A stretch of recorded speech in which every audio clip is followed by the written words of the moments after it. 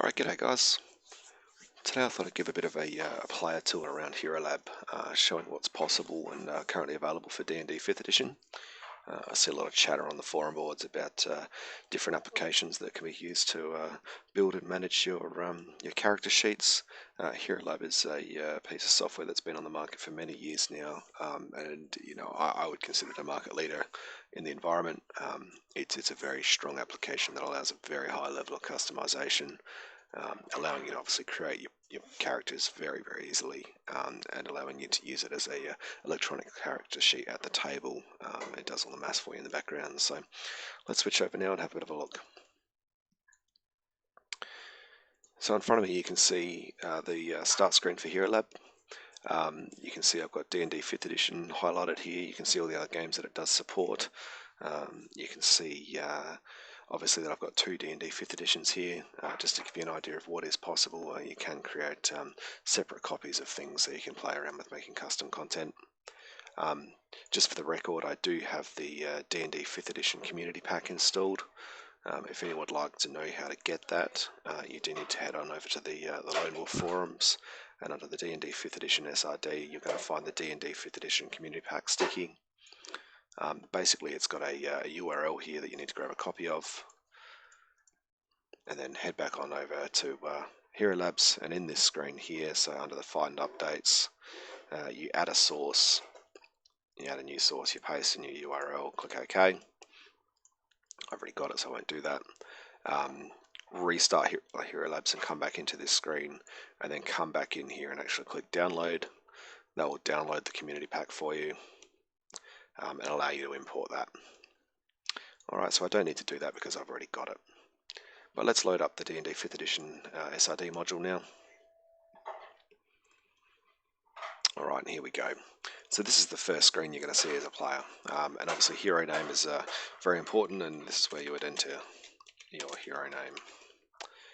Here you would enter your player name, and you'll check here whether you're a hero or whether you're the non-player character. So this is a piece of software that you can use to make non-player characters and monsters as well. Very handy for the DM. Technically I'm going to play a hero today. You can go your starting level, you can change that to whatever you like. Alright, let's make a level 1 character. For the purpose of this video, I'll show you what it's like to create a level 5 character straight off the bat.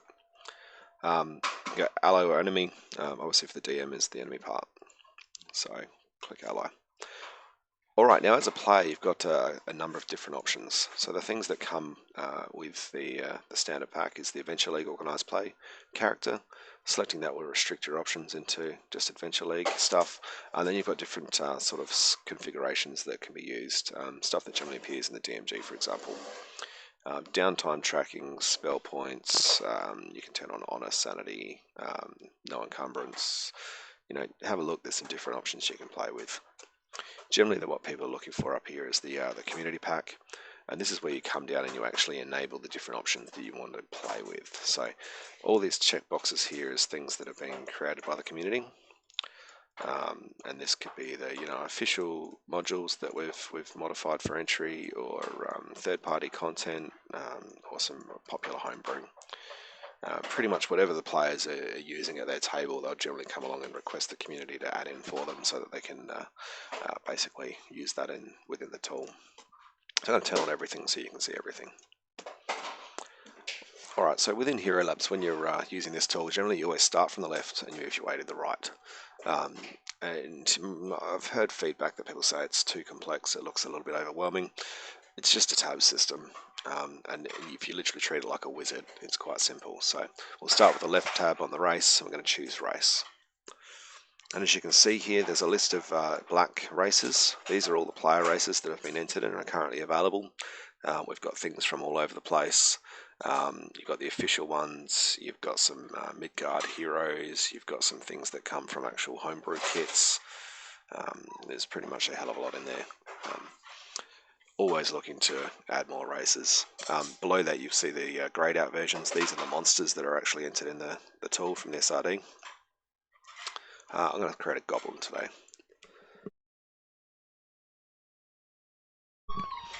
Alright, okay, so you can see goblin's been selected. It automatically puts in the languages that I learn and tells me my racial abilities. if I hold my mouse over the options here, do excuse my son in the background, he's learning to sing. You can see obviously what racial abilities this character gets. And just important, obviously, see if you look over here, you've got different columns of how things look with your different stats, your skills, what armor you're wearing, what gear you've got, what specials you've got, and some in-play stuff. Watch these as I proceed because you will note they start to change. Alright, so we'll go to the classes. This is where we get to pick what class we want to go. And as you can see, we've got some homebrew stuff. We've got the options from obviously the player handbook. We've got the Blood Hunter by Matt Mercer. We've got the Ranger Revised that came out in the Unearthed Arcana. Yeah, just playing around. Mystic has been pretty popular too. So I'm going to use the Ranger Revised. Alright, now you can see here I've got a level 5 character. I'll start with a level 1 and I'll show you what it looks like. And we'll come back and we'll level up. So abilities, back on the configuration I picked fixed scores. You could do point buy. You could do roll abilities, but I'll use the fixed scores. And this basically just lets me come through and change things until they go black. So it's showing me my points that I'm allowed to use down here.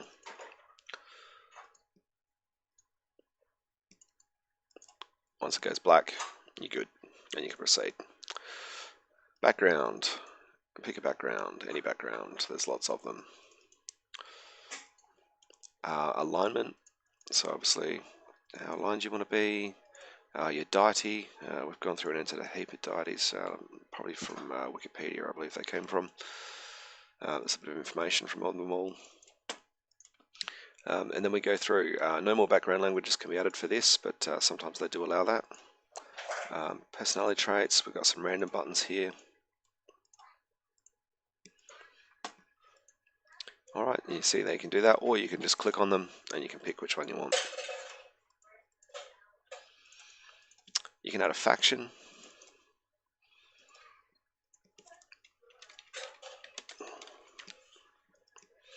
Alright, you can see you've got renown in there as well. And then this is the actual class configuration tab. So this appears once you pick a class, and this is where we come through and we pick out what skill proficiencies we want. We don't get a fighting style let, no Ranger Conclave allowed. We do get a favourite enemy at this level though, so we've got giants. And as you can see here, you can see what abilities you're going to get as you level up. You can hold your mouse over things to see what they give you. Alright, then we just proceed. Actually, we do get an extra language now. Giant, makes sense.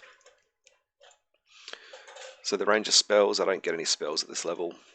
And you can see here that obviously things that are red versus black is indicating to me what I need to go back and check up. So I need to go back and actually level up. So this button up here shows the things that are outstanding. This is really cool for anyone who's playing a long level character because the tool pretty much points out that you've missed something. Skills tab, we can just basically see what skills I've got. You can hold your mouse over to see what those skills are generally meant to be used for. Got a summary of all the languages I've learned, a summary of all the tool proficiencies I've got. Weapons, this is where you'll come in and set up your weapons. So you can see the starting set over here. I get 2 short swords.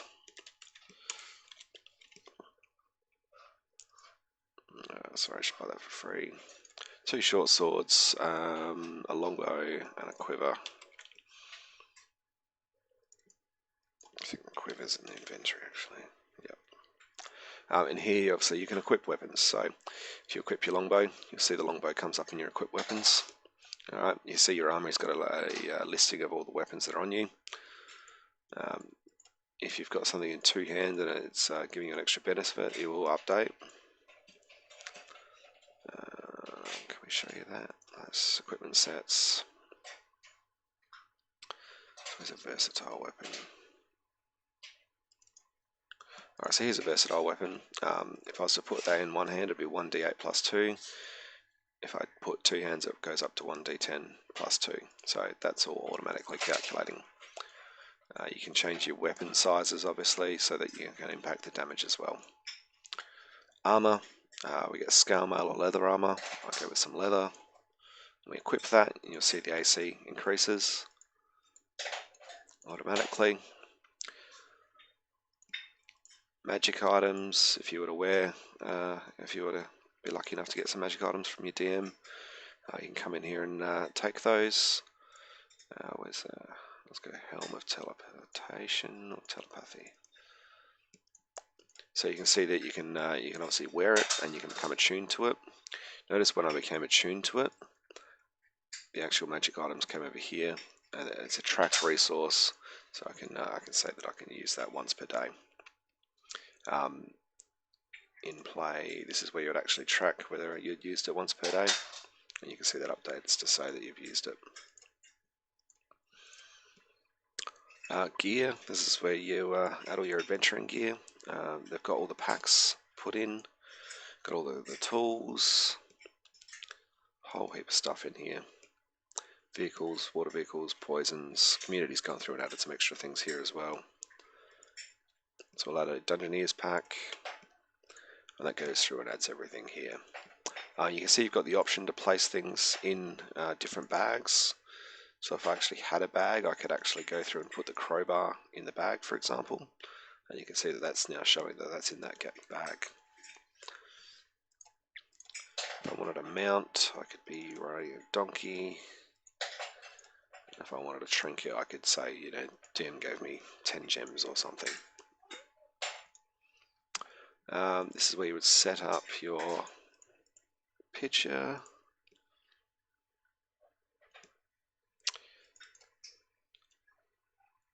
So I'm a goblin. You can set the age, what height. That's a bit loud, sorry. It's probably going to be about 3.5 feet. Weight, hair color, eye color, skins, and then you can go through and put your background details in there. Alright, journal. This is where you level up.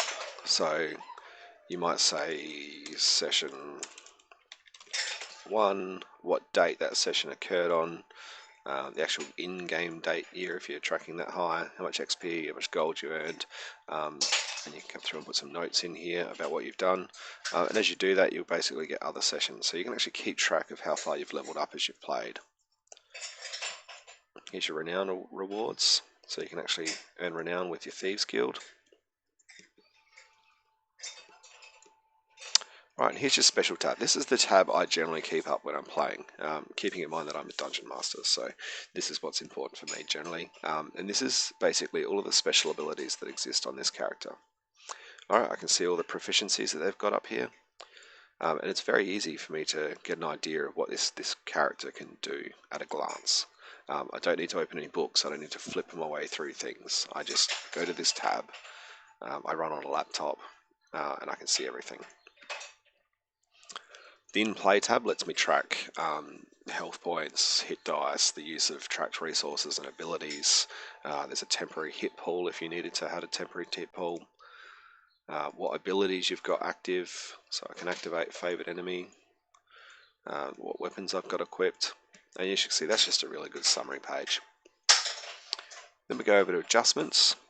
And this is where it gets quite powerful. So if you need to make an adjustment to something, maybe increase the damage of a sword or decrease the damage of a sword, what else you've got? Custom names, damage bonuses, extra feats, all sorts of extra things that are outside the realm of what should normally be possible with your class.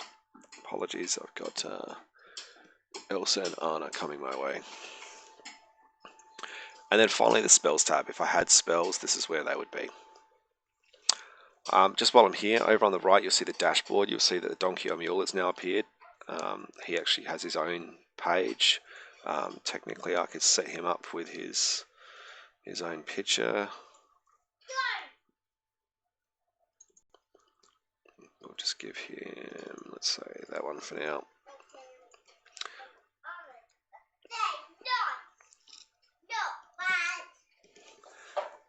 Alright, now over here, remember I said I needed to level up, so I've got another 4 levels. So I can just click to level up. And obviously you roll your hit dice as you go, you might get some 10s. 7 and a 3. Alright, so that's pretty easy. And you'll see that these tabs have now gone red as well. So I get an extra 2 ability score increases because I've leveled up, or I could take a feat. I've got a heap of different feat options in here. Some of these are coming from different different third parties. Let's take linguist. So back on the background now. I took linguist, so I get another 3 languages.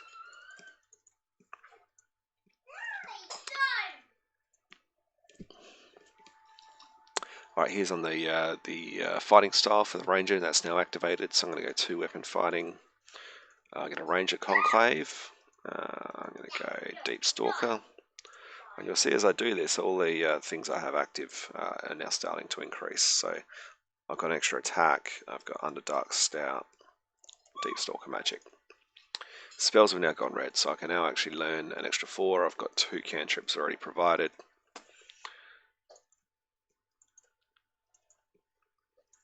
Just add some randomly in. I can hold my mouse over them to see what they are.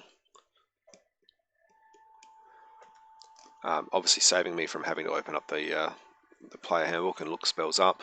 Over here you've got them listed all the time as well, so you can hold your mouse over things and see what it gives you. So as you can see from what I'm showing you here, if you're using this as a laptop, or there is an iPad application as well, at the table you generally don't need to open up a book. You can just have this in front of you, and it's much easier to use. Now, if you don't have a laptop or you don't have an iPad, there is another option. We'll go into print preview. I'll just change over to the standard character sheet. So this is the default printout that comes for a character. I find it's quite neat. It's got everything in where I need it. It's easy enough for me to scribble on and make a few changes if I need it. There is 2 pages on this one, so you can see the gear that I've got, the weight that it's carrying. You can see I've got my total weight. It's showing me on my maximum, all my special abilities, my tracked resources, spell slot usage. It's pretty much a very fulfilled option here, but there are other sheets as well.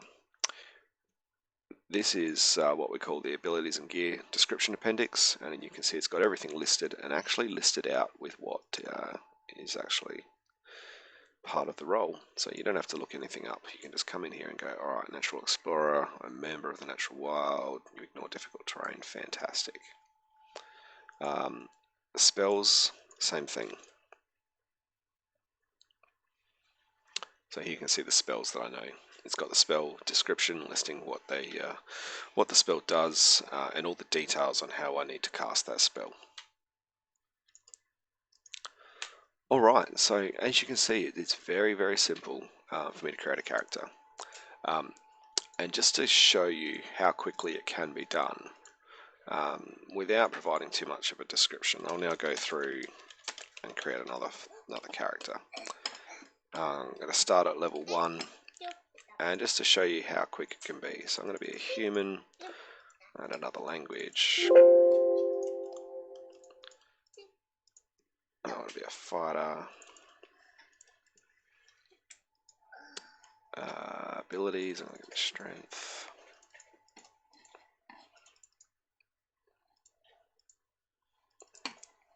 So if you've got an idea of what it is that you want to be,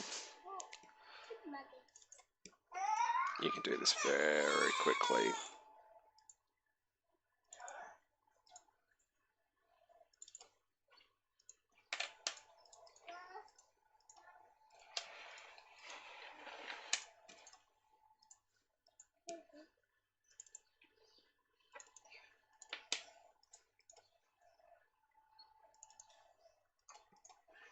And there we go. Got a completed character sheet in what took me probably maybe about a minute. I could now print this character out. It's ready for the table. I missed the gear actually, but you could put that in quite easily. So literally a couple of minutes to make a character sheet. It doesn't take long at all. If you have the ability to use these at the table, you're going to have some very great benefits of being able to use the electronic version of it. Otherwise, you just print it out and you take it to the table.